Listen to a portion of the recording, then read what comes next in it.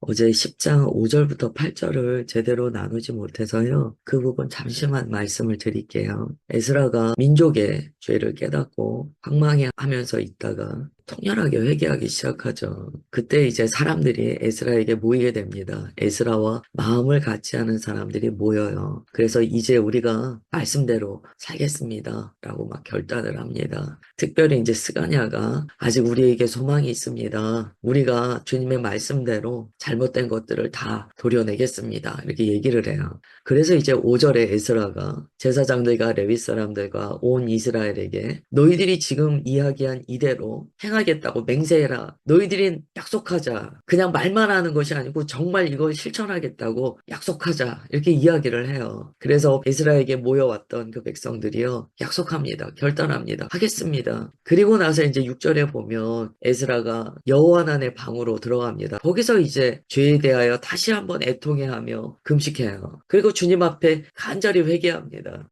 에스라가 백성들 앞에서는 굉장히 강하게 이야기합니다. 그런데 6절에 보면 본인은 이제 방에 들어가서 또 다시 애통한 모습을 보여요. 이게 이제 민족의 지도자로서의 모습이다라고 이야기해요. 사람들을 강하게 리드하고 백성들을 인도합니다. 그런데 또 주님 앞에는 이러한 모습으로 자기 자신을 깨뜨리며 엎드리는 것이죠. 그리고 이제 공포를 합니다. 3일 내에 너희들 다 모여라. 이 일을 주님 앞에 온전히 회개하고 우리가 바꾸자. 변화받자. 이 이야기를 해요. 그러면서 3일이란 기한 동안 너희들이 오지 않으면 재산 다 몰수하고 이스라엘 공동체에서 쫓아내겠다. 라고 이야기합니다. 그래서 어제 우리가 나눈 대로 3일이라는 시간은 하나님께서 정한 기한이다. 지금 이 기한을 주셨다는 말씀은요. 이미 이스라엘 백성 마음 가운데 주님께서 여러 번 두드리셨다는 거예요. 그래서 이제 에스라를 통하여 그 기한을 주시고 이 기간 동안 너희들 회개하지 않겠느냐? 나는 이 기한을 정했다라고 엄중하게 하시는 말씀입니다.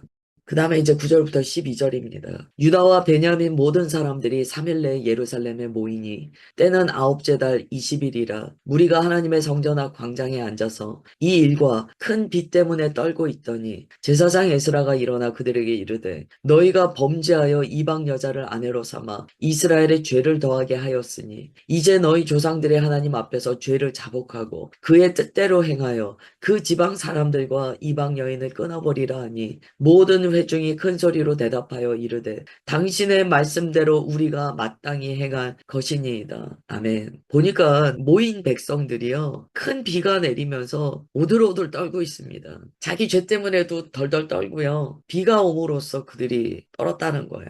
그러니까 이게 지금 빗물인지 눈물인지 알 수 없는 상황이 벌어진 거죠. 그들의 이 모습은요. 죄를 지은 자의 결국을 보여줍니다. 결국 죄는요. 우리를 이렇게 큰 두려움에 집어넣습니다. 죄 지은 사람은 알아요. 그 두려움에서 벗어나는 길은요. 회개밖에 없어요. 변화된 삶으로 나아가는 방법밖에는 없습니다. 이스라엘 백성들이 하나님 앞에서 떨었던 거예요. 그들이 하나님이라는 이름도 입 밖에 내지 못할 정도로 주님을 두려워하고 경외하는 백성들이었습니다. 근데 참 죄라는 것은 참 이해되지 않는 면이 많아요. 그렇게 하나님을 두려워하는데 죄는 또 짓습니다. 참 희한한 거예요. 사람이요, 자기 본성을 방치하면은요, 하나님을 무서워하지 않아서 죄 짓는 게 아닌 거예요. 순간 자기 눈이 가려지고 아무것도 생각이 안 되는 거예요. 그저 자기 본성 만족시키는 데만 급급한 거예요. 그 죄 짓고서 성전 앞 광장에서 막 오들오들 떠는 거예요. 여기 이제 성전 앞 광장이라고 되어 있습니다. 성전 앞 광장이 어디입니까? 주님의 말씀이 선포되고 재판이 일어나고 상업이 성행하고 나그네를 맞아들이는 성전 앞 광장이에요. 레오브죠. 이곳에는 하나님께서 하나님의 백성을 재판하시는 일이 벌어지는 곳입니다. 그들이 지금 오들오들 떨고 있는 자리는요. 피고인석이에요. 죄 지을 때 몰랐는데 지금 이 오들오들 떠는 이 상황 가운데 주님, 제가 제 상처 때문에 그랬어요. 환경이 그랬어요. 제가 그런 성향이에요. 제가 원래 그렇잖아요. 이런 말이 쏙 들어가 버리는 거예요. 그게 안 되는 거예요. 확실하게 죄인인 것을 깨달을 수밖에 없는 거예요. 그래서 그들이 낱낱이 주님 앞에 자기의 죄를 토설합니다. 그래서 12절에 얘기해요. 모든 회중이 큰 소리로 대답하여 이르되 당신의 말씀대로 우리가 마땅히 행할 것입니다. 그냥 행하는 게 아니에요. 마땅히 행한다. 억지로 하는 게 아니라는 거예요. 마땅히 그 말씀 그대로 삶의 죄된 요소를 끊어내겠습니다.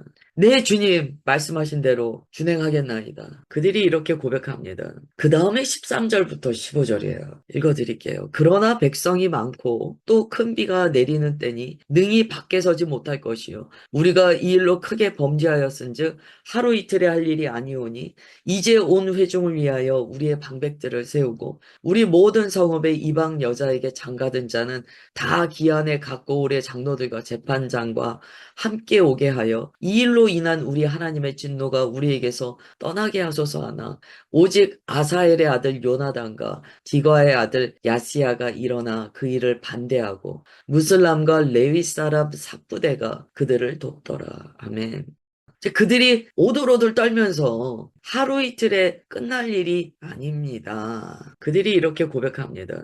여러분, 이게 진짜 회개한 사람의 특징이에요. 회개를 안 하면은요, 하루 회개하고 했다고 해요. 일주일 회개하고 했다고 합니다. 그런데 진짜 회개하면은요, 우리의 죄가 하루 이틀 회개하고 끝날 일이 아니라는 것을 알게 돼요. 회개라는 것은요, 하나님께서 받으시는 거예요. 오히려 주님께서 우리를 일으켜 세워주시면서 됐다. 너의 회개를 내가 받았다. 이게 회개입니다. 그런데 회개할 생각이 없어요. 그저 그냥 수박 겉핥기식으로 회개하는 척만 할 거예요. 그러면은요, 정말 쇼만하다 일어나요. 그리고 다 됐다는 거예요. 나 회개했다는 거예요. 근데 지금 백성들이 뭐라고 하냐면, 우리들의 회개가 이렇게 하고 끝날 회개가 아닙니다. 대충 회개드리고 끝날 일이 아닙니다. 정말 회개했다는 거예요.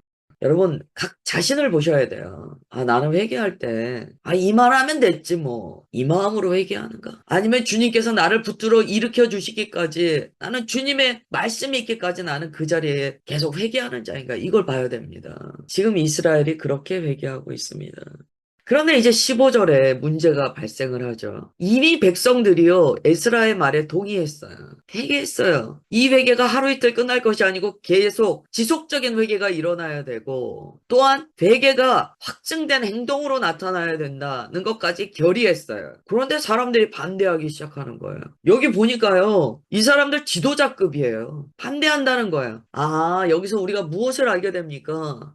공동체가 정하여져서 주님 앞에 애통이 회개하고 정결한 은혜 가운데 들어가고자 할 때 반대하는 사람들이 있다는 거예요. 나 안 합니다. 자기만 안 하는 게 아니에요. 해방합니다. 굳이 그렇게까지 왜 합니까? 뭘 그렇게까지 우리가 씻어야 됩니까? 반대하는 자들이 일어난다는 거예요. 지금 성경은 우리에게 가르쳐 줍니다. 공동체의 회개는요, 결국 회개가 선포되었을 때 따르는 자도 있지만 반대하는 자도 있다는 거예요. 이게 인생이에요. 회개가 선포되기 전에는 나뉘지 않습니다. 그런데 하나님의 거룩한 말씀이 선언되자 나뉜다는 거예요. 이 구절은 우리가 전에도 나눴어요. 비슷한 내용이 성경에 여러 번 등장하기 때문이에요.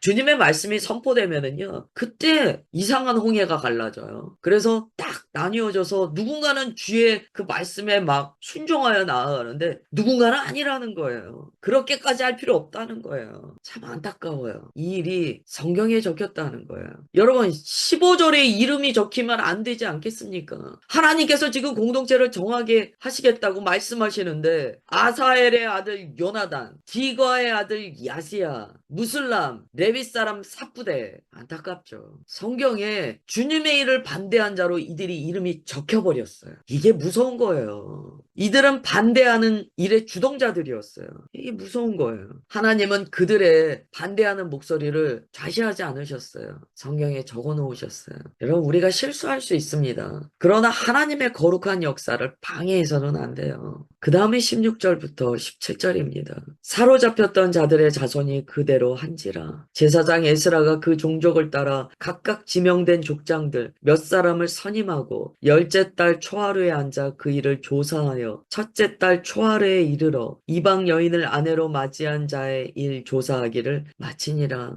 아멘. 지금 16절에서요. 16절, 17절에서 15절의 이 내용이 그냥 사그라드는 것처럼 내용이 전환 반대합니다. 이 얘기가 뭘까요? 하나님께서요, 반대하는 자들의 그 역사를요, 쳐다도 안 보셨다는 거예요. 그들의 목소리가 작지는 않았을 거예요. 그런데 성경에서요, 하나님께서 그들의 그러한 반대를요, 쳐다도 안 보세요. 하나님의 지금 마음에는요, 이 역사적인 흐름만 바라보시는 거예요. 반대자들에 대해서 주님께서 어떤 의미로 눈길도 주지 않으신 거예요. 얼마나 두렵습니까?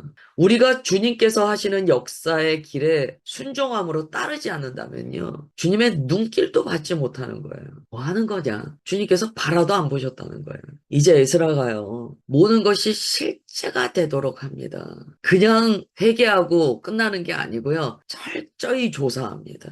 죄가 뭔지 철저히 조사합니다. 그리고 조목조목 따지고 바꿔나가요. 에스라가 이것을 위해서 부름받았습니다. 에스라는요, 그냥 끝내는 사람이 아니에요. 하나님께서 기름을 부으셨는데요, 이 사람은 세밀하게 주의 말씀을 따르도록 주님의 계시의 말씀이 주어진 인물이었습니다. 그러니까 그냥 회개 안 해요. 티끌 하나라도 뽑아내자. 그리고서 하나하나 다 따지기 시작합니다. 하나님께서 이게 필요하셨던 거예요. 이런 회개를 원하셨던 거예요. 지금 이스라엘 공동체가 다시 세워져서 회복되어 가는 과정이에요. 주님께서 보시니까 경계가 불분명했던 거예요. 저들이 지금 주님 안에 있는지 밖에 있는지. 사단은요, 괜찮아, 교회 다녀. 아유, 괜찮아, 다 해, 괜찮아. 섬겨. 그런데 사단이 어떻게 했습니까? 여기에서 이제 이 결혼의 문제는요, 그 당시 가나안 문화를 이해하신다면 지금 왜 이 문제를 강하게 다루시는지 알게 돼요. 솔로몬이 왜 무너졌습니까? 결국에는 국가의 안녕을 위한 정치적인 필요에 의해서 정치적인 결혼을 한 거였거든요. 사실 솔로몬이 뭐 그렇게 첩을 많이 두고 했는데요. 솔로몬이 다른 이유 때문에 그랬다라고 보지 않습니다. 처음에는 어떤 정치적인 이득을 위해서 그렇게 한 거예요. 국가적인 안녕과 외교적인 전략 속에서 그렇게 한 거예요. 그 당시는 결혼하면 그 신을 가져온다라는 의미가 있어요. 솔로몬 보면은요, 결혼을 통하여 이방 신상들이 들어오는 거예요. 지금 그 문제예요. 그러니까 주님께서 이것을 끊어내길 원하시는 거예요. 집에다가 조그만 산당을 차려놓고, 괜찮아. 당신은 여기서 우상숭배해. 이렇게 해버린 거예요. 그런데 그 다음에 이제 후손이 태어나는데, 이 아이들이요, 정말 혼합주의 가운데 태어난 거예요. 그래서 에스라가 철저하게 조사합니다. 철저하게. 어떻게 이렇게까지 할 수 있습니까? 그 당시 역사적으로 봤을 때 이 일은요, 당연했어요. 이스라엘이 그러한 문제 때문에 바벨론 포로로 잡혀가서 그 고통을 겪었는데 똑같은 죄를 답습하고 있었던 거예요. 그래서 지금 이 아주 세밀한 치리는요, 당연했던 거예요. 그 당시 시대상으로 그렇습니다. 17절에 열째 달 초하루에 에스라가 앉았다고 되어 있었고요. 그 다음에 첫째 달 초하루니까 약 3달 동안 회개하고 이 문제 붙들고 울고 조사하고 결정한 거예요. 적어도 약 3달, 100일 정도 기도한 거죠. 그리고 이제 마침내 민족 가운데 주님께서 말씀하신 그 결단이 실천되게 하십니다. 이제 이 실천을 통하여 이스라엘은 주의 말씀 그대로 살겠다라는 다시 한번 결단을 하게 됩니다. 오늘 여기까지 보는데요. 3달에 걸친 에스라가 주도한 회개의 모습들을 좀 쭉 하나의 그림으로 좀 우리가 살펴봤어요. 오늘 말씀이 각자의 심령 가운데 주시는 주님의 은혜가 있다라고 믿습니다. 우리가 이제 한 해가 얼마 남지 않았습니다. 새해를 맞이하기까지 우리의 어떤 더러웠던 것들, 주님 앞에 씻어내야 될 것들, 정말 회개하며 정결함을 입는 우리 모두가 되기를 주 예수님의 이름으로 축원합니다. 하나님 아버지 감사합니다. 오늘 말씀으로 우리가 무엇이 준비되어야 하는지를 깨달았나이다.